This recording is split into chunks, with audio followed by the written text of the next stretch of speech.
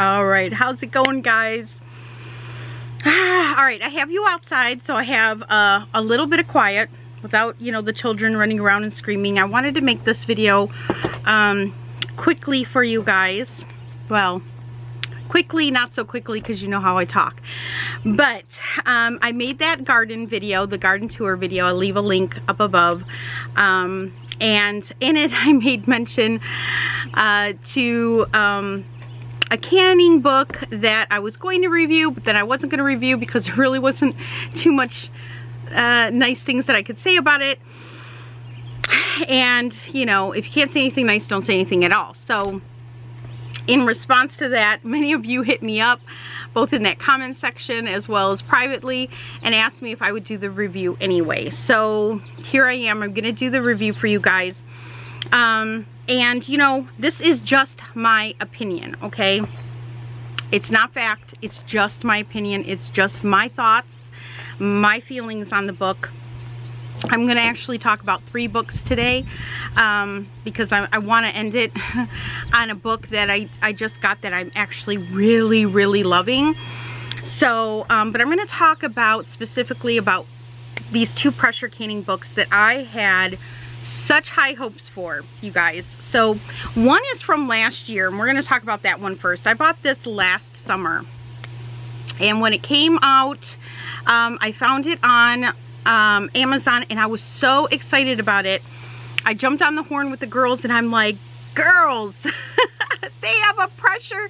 Somebody actually made a pressure canning book, a pressure canning book. And I was so excited because for those of you out there who are canners, and that's who I'm talking to. I'm talking to the seasoned canners. I'm talking to the newbie canners. Anyone who cans out there. You guys know that pressure canning books, you know, even in, you know, the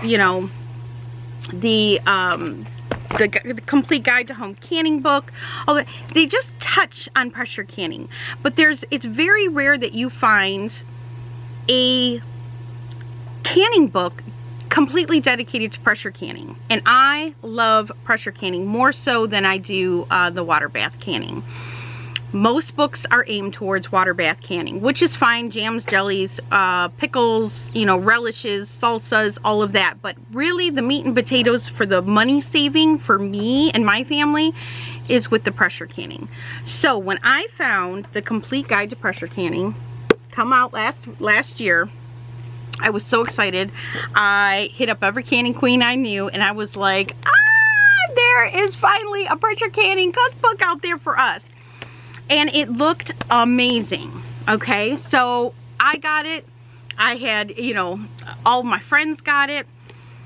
And needless to say, okay, this is what I'm going to say. And I'm going to say when I'm talking about these books, I am going to have as much of a loving heart as I can, and say this as gracefully as I can, because I send nothing but love to both of these women who actually took the time out to write these books, because quite frankly nobody has done it up until this point. So for that alone, I appreciate them so much. But I have some issues and some concerns with both books, okay? And so I'm going to say this as gracefully as I can, because I do not want to dog these authors out. I don't want to be snarky in any way. I don't want to be condescending in any way. But all right, let's talk about this one. The complete guide to pressure canning. It has a beautiful introduction. The recipes in it are, I mean, carrot soup, enchilada chicken soup. They're amazing. They're amazing. Pumpkin with white beans and bacon. Vegan gumbo. Homestyle baked beans. Pepper bacon green beans. I mean, amazing recipes in this. The problem with this book is the same problem that a lot of you guys who bought this book had.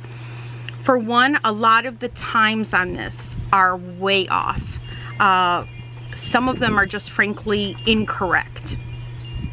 So if you buy this book, you really have to go through the recipe and figure out the proper pressure canning time, because there are some in here that the time is just completely wrong. Now, we did reach out to the author of this book several times. She never did respond to any of the emails, because we just wanted to know where she got her times from, so that we could better understand the times that she had in this book. So we don't know. Another thing is, some things just don't work well together. My friend Paul used one of the recipes in this book for Brussels sprouts and bacon. Now that sounds wonderful, right? I make Brussels sprouts and bacon, right? The problem is, when you can those two ingredients together, by the time you pressure can the bacon properly, the Brussels sprouts are pretty much disintegrated. So yes, you can do it, but is the end result going to be something that you and your family are going to enjoy? I don't know. Maybe not. So this book, I would say, for sure would be for a seasoned pressure canner, somebody who could look at the ingredients and figure out the proper time, and then look at the ingredients and be able to tell whether or not some ingredients would survive a canning session when combined with other ingredients. Otherwise, this is a beautiful book, okay? I kept this book. I know some of my friends got rid of their books, but I kept this book because even if you didn't can, some of the recipes in here are just amazing. Hearty hamburger stew, sun-dried tomato soup. I mean, so good. So beef burgundy. I mean, the concept of this book was was a dream. Okay, you just got to double check everything. So I kept this book. But that is my problem with that book, and why I still can't recommend it unless you're a seasoned canner. If you're a seasoned canner, I would say yes, get this book because it's full of great ideas. But you kind of have to know how to figure it out, or whether or not it's going to work or not. Now that leads us to the next book, Modern Pressure Canning. This is the book that I just got a week ago, and I had really high hopes for this book because the author has been preserving food for 25 years. She's co-written, she's been the co-author of 2 books, Canning and Preserving for Dummies and Fermenting for Dummies. It's been on Martha Stewart Living. Sorry for the breeze. Sorry, the wind's gonna be a blowing and my wind chimes are a going. We're expecting some strong storms here soon. So I was so excited. I was like, yes, okay, this one was a bit disappointing. All right. But this one's gonna be it. The problem I have with this book and why I can't recommend this book. Okay, where do I start? Let's start with something positive, okay? The beginning, the intro is beautiful. I like how she does it. She's very personable. I like how she writes a lot of details in it. So if you're learning how to pressure can, this really does explain the entire process. And I do like that. Okay, the problems I have with this book. This is basically, besides a few items like corn and carrots and peas and some of the meat, and I believe she cans haddock in here. For the most part, this is a water bath canning book turned into pressure canning. She pressure cans everything from salsa to pickles, dilly beans, fruit. She's pressure canning pie filling, pickled cauliflower. If you look in the Complete Guide to Home Canning book by the USDA, pickled cauliflower and Brussels sprouts is on page 6-17. It is recommended that these are water bath canned. You are not supposed to pressure can cauliflower because it's a sulfurous vegetable. And a lot of these like pickle recipes, things that call for a lot of vinegar, they haven't been tested for pressure canning. So that's the first thing. The second thing is everything in here is for small batch canning. So, however, let me just get an example here. Like chicken soup. The chicken soup calls for 6 pints, yields 6 pints, which is there. And nowhere in this book does she give the times for quarts. But then the picture shows a quart jar. So the instructions are for pints, but she's showing a quart jar. And then if you've noticed, the headspace is very wrong on this. This should be a 1-inch headspace, and this is a good 2 inches. I kind of looked at that and I said, why would she choose that photo for this book where the headspace is all wrong? If I pull a jar out of my canner that has siphoned like this, I put an X on it and I keep it on my kitchen counter, and I use it up within a week. Because something like this won't keep long term on your pantry shelf. I don't keep anything that has a lot of siphoning in it for very long in my pantry. And it just wasn't that photo. It was pumpkin. The headspace is way off.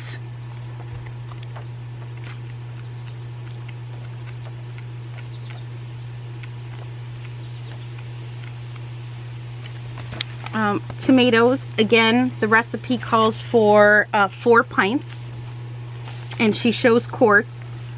And if you can see that, the headspace is way off for and the reason why this concerns me is because if you're a new canner and you see a picture like this in a book, you look at that and you say, okay, well, that should be okay because it's in the book and it shows that it's, you know, 2 inches of headspace, so it should be okay. And it's not. I mean, this one, look at this jar, has the liquid is way down here. It's like 3 inches of headspace. Not for a book. Not for a book.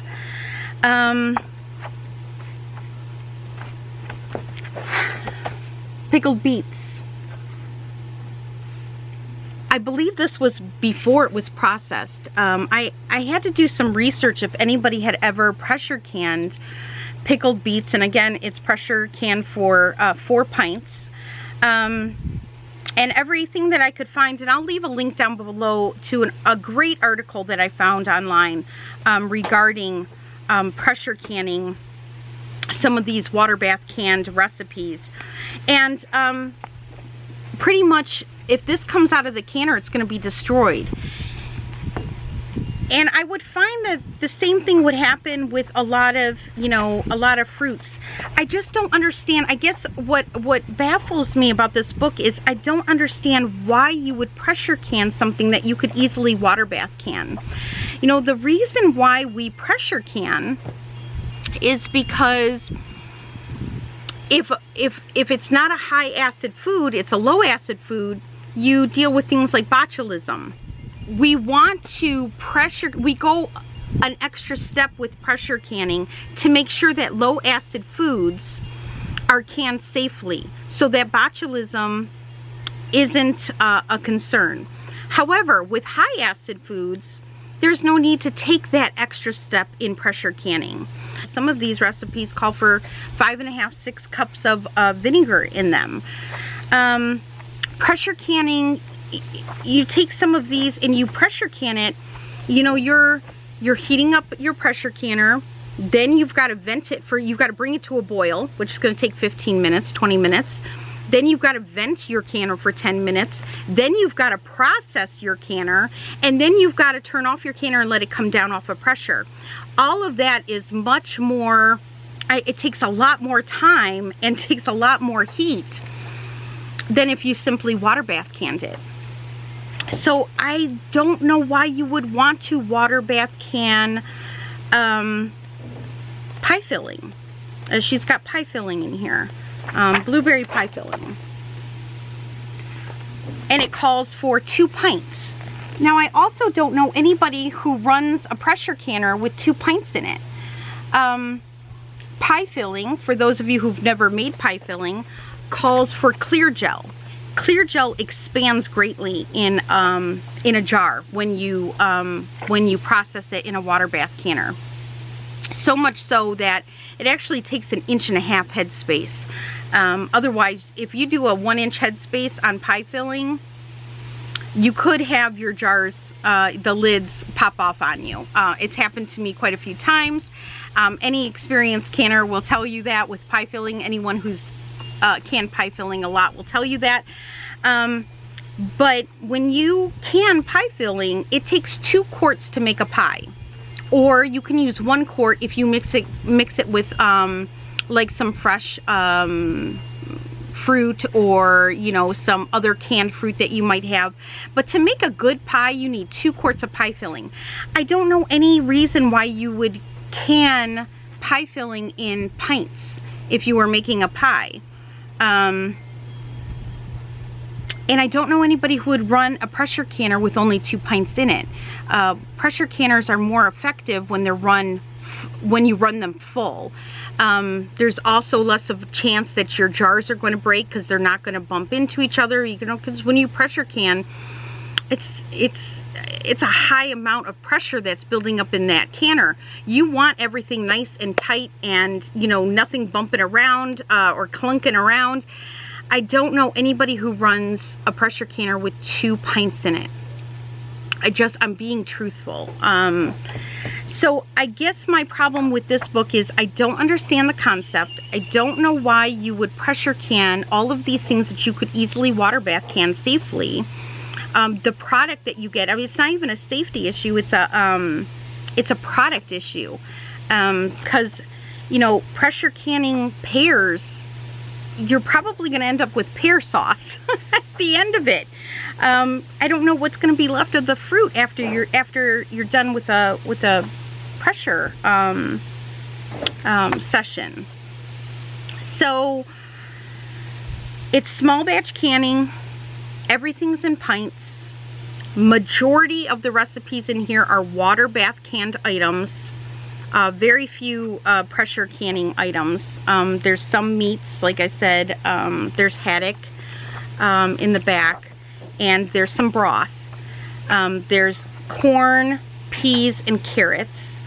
But other than that, everything else, and I believe she even pressure cans cranberries in here, but I do believe that cranberries are not recommended to be pressure canned. I guess I just don't understand why you would pressure can more than half of what's in here when you could easily water bath can it.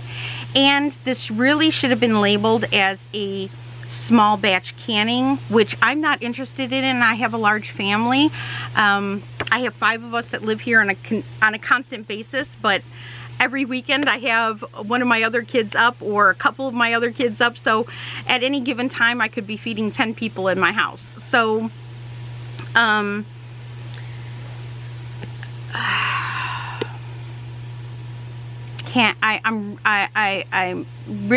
had high hopes for this book, and I cannot recommend this book. From the pictures, I know one of the reviews on Amazon complained about not enough pictures of the end product, and it's true. There's just a lot of generic pictures of just the vegetables, but not actually seeing the product in the jar as the end result. I don't know if that's because she just wrote the book. I don't know if she's tested these recipes out. If she liked the end result, but the photos alone bother me. Like the 3-inch headspace, just from a canner standpoint, I look at that, like I look at a picture like this with a 3-inch headspace, and I think to myself, you don't know how to control your canner. You are running it way too hot, way too fast, or you're taking the lid off way too soon before it comes down off of pressure, and you are getting major siphoning, because it's not just one picture, it's almost all the photos, and it's every single one of these jars. There's not one with a proper headspace there. So, and this is just somebody who competes with herself. I am not perfect, trust me. I have siphoning here and there, but like I said, I usually mark those jars and I keep them out and I use them up first. But I always have a competition with myself, and my friends know this. I always compete with myself on the siphoning and getting that perfect headspace. And so when you're writing a book and you know that people are going to be looking at those photos as an example of what their product should look like, showing something with a 2-inch, 3-inch headspace, it troubles me. It troubles me. So that's my opinion. Like I said, I mean no disrespect or ill will to any of these authors, because they actually stepped up to the plate and actually made pressure canning cookbooks, something that nobody else has done. So for that alone, I am so appreciative.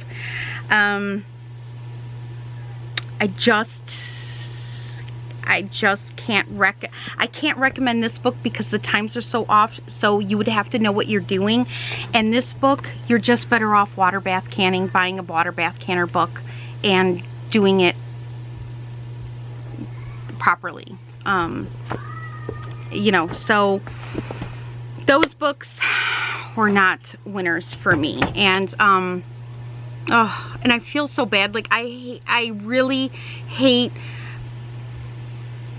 talking bad about, you know, somebody else's hard work, because it's just, I'm always thinking, like, how would I want somebody to approach something that I wrote? So I'm really heavy-hearted with this review on these books, just so that you know that. But those are just my opinions. Let me know. You might have these books and completely disagree with me, and that's okay. And if you do, comment down below. I want to hear you. If you have these books and I want to know your opinion. Let me know your opinion. Make me a video reply. I would love that. Whether you agree with me or you disagree with me, it doesn't bother me either way. I would love to listen to your view, because there might be something I'm missing here that I can go back and look on. But this one was such a disappointment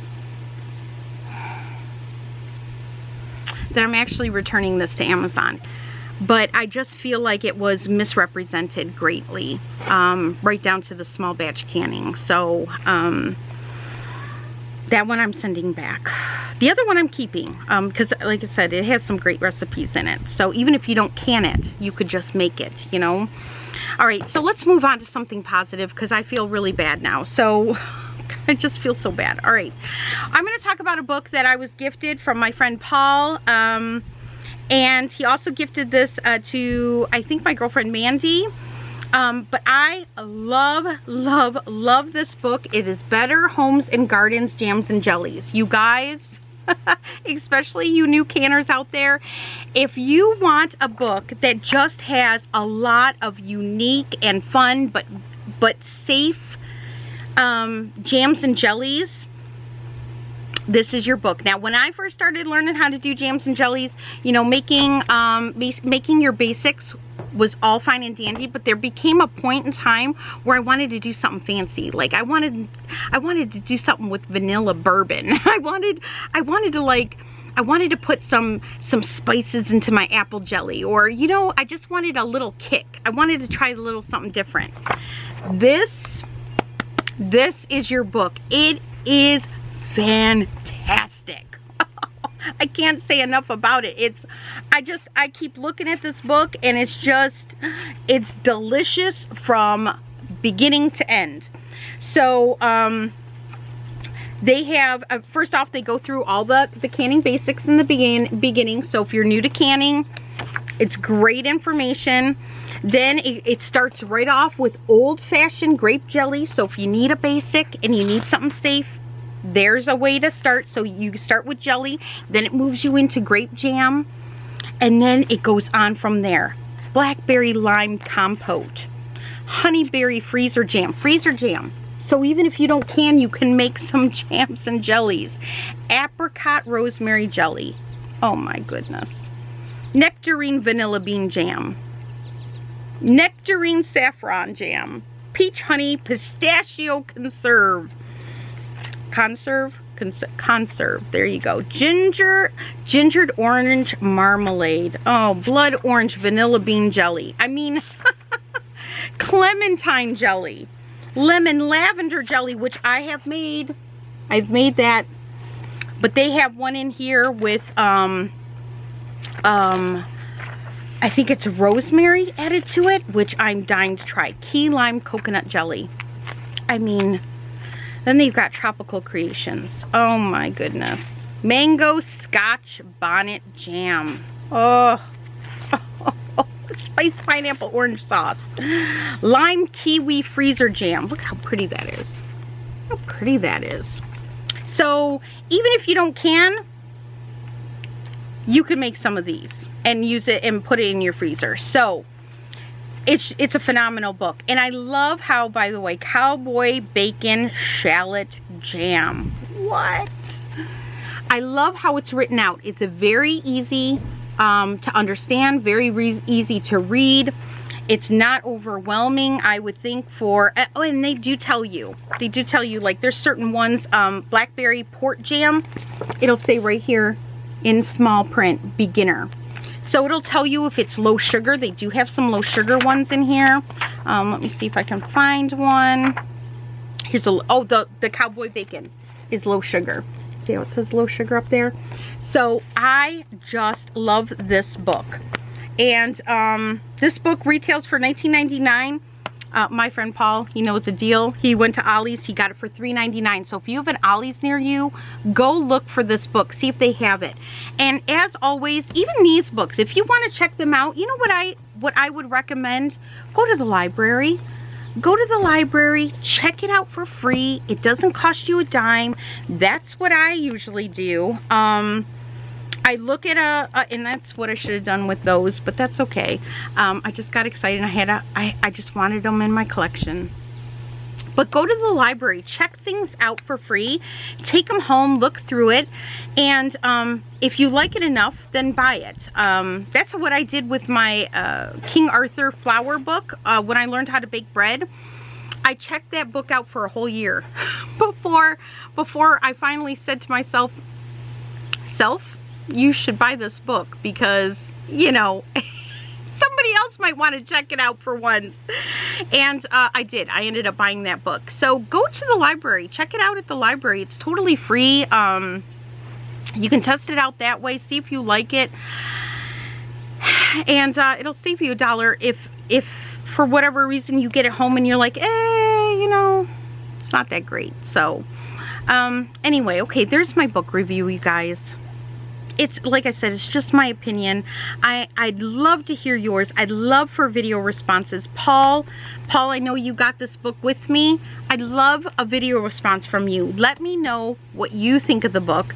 I think Mandy, More to Life, I think she was going to chime in on this book.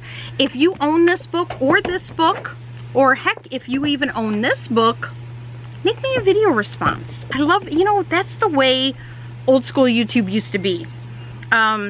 There used to be, you know, down in our description box, that used to be an area where you could actually link video replies.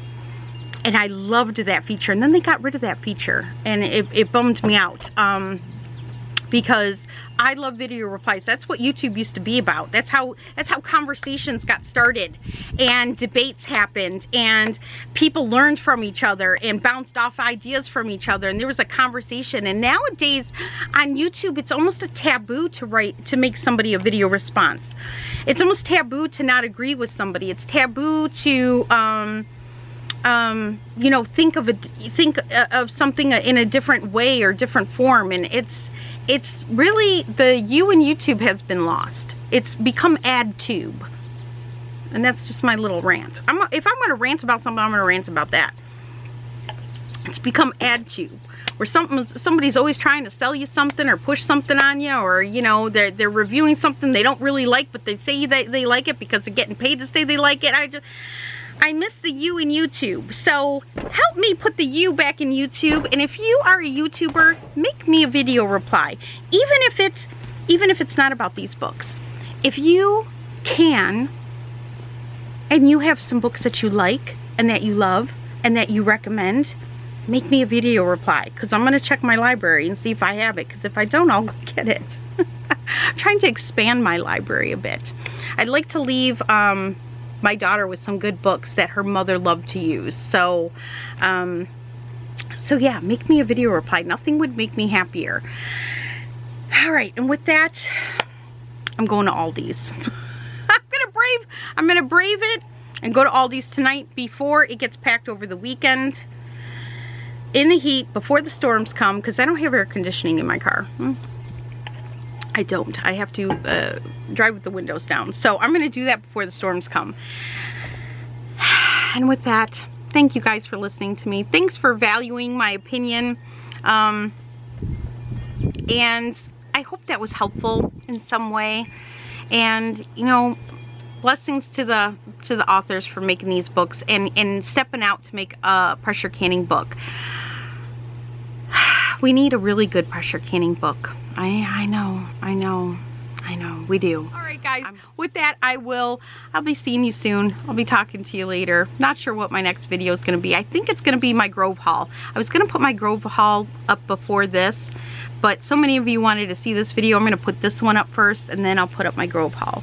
So, but I'll be seeing you. All right, take care, guys.